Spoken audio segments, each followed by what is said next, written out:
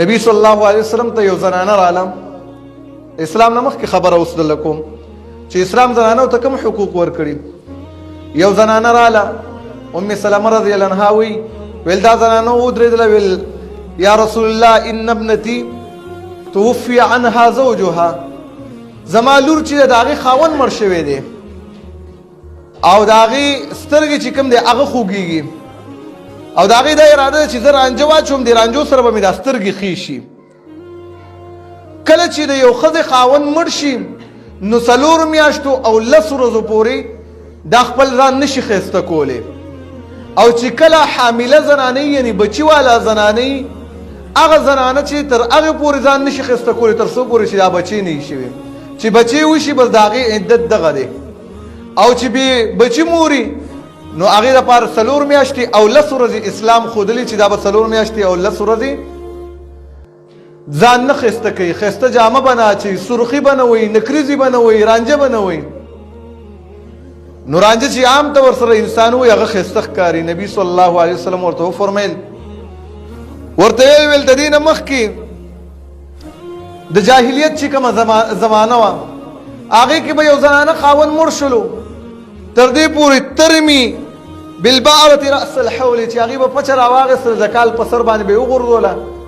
نو هله به د هغې عدت ختم شلو. او اوس هغه عدت رب العالمین 4 میاشتو 10 ورځو له راوستی او تاسو دا هم صبر نه کوئ په دې کې، یعنې رانجه دې چې واچول دا خو ښایست رالو او ته د خاوند دپاره دومره صبر نه کوې او دومره خفګان نه ښکاره کوې، د دې په ځای باندې بل څه استعمال کا. نو دا حدیث چې کله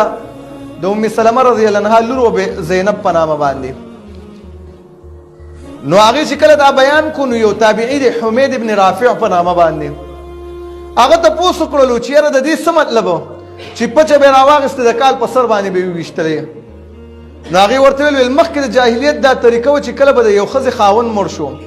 نو هغه به یو داسې کمره کې ځان له یو بدترین کور او کنډر کې به واچولی شو، ویل بس ستا دا ځای دی، ته مونږ سره به نه خوراک کوې نه به مونږ سره څه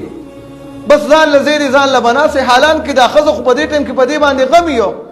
پکار دا دی چې د دې سره خلک کیني، خلک پاس شي چې د دې دا سوچ او ذهن بدل شي، که نه دا خو به د دې لاس هم لیونی شي، خاوند سوچونه او فکرونه ورته راځي. نو دې ظالمانو به یو کنډر کې او یو کمره کې به یې ور واچوله، لمبلې به یې نه شو، جامې به یې نه شو بلولې، په یو جوړه کې به دې کال تېرولو. کله به چې کال تېر شو نو د څاروي پچه به یې راواغېستله او هغه به یې داسې یو طرف ته ګزار کړله، بس دا به د دې عدت پوره شولو. نو نبی صلی الله علیه وسلم فرمایي چې اوس خو رب العالمین تاسو له دومره اسانیا راوسته اسانتیا چې 4 میاشتې 10 ورځې دي او هغه زنانه چې هغه حامله وي د هغې عدت دا دی چې هغه دې صرف بچي وزېږولی شي. نو ویل تاسو دې پورې هم صبر نه کوئ.